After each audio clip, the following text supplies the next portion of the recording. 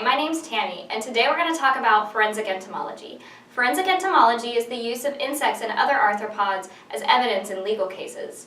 Today we're going to talk about forensic entomology and its uses in death investigation, namely the calculation of the PMI, or the post-mortem interval.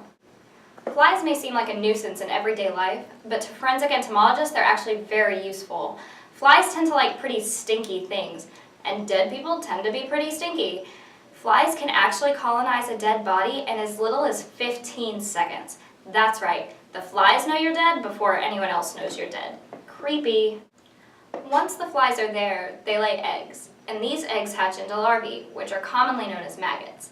These maggots go through 3 larval stages called instars before pupating. So the pupae are kind of like a butterfly's chrysalis, except not nearly as pretty and on dead things. Awesome.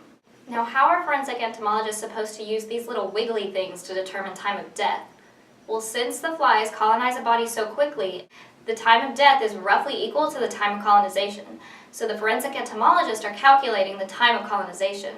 Easy, right? Right. Well, you see, flies don't grow at a set rate. The main factor affecting development rate of blowflies is temperature. When it's cold outside, people tend to maybe move a little slower or stay inside, but maggots actually slow their growth rate to save energy. So say you have somebody who dies in November in Texas. The temperature is probably between 60 to 70 degrees, maybe up to 80 because Texas is weird. The flies on this body would develop much more slowly than on, say, a body that appeared in July in Texas where the temperature is up to 100 degrees. This is why we don't measure development data in regular days like morning to night. We measure development data in maggots in degree days. So you could have a maggot that accumulates a certain number of degree days in 1 week in the summer, and it could take up to 3 weeks in the winter to accumulate the same number of degree days. The presence of certain substances in their food may also affect their growth rate. I'm currently doing research on the effects of commonly abused substances like alcohol on the development rate of blowflies. I'm feeding them rotten meat, yes, in my house, and it stinks, and my boyfriend loves it. Not really.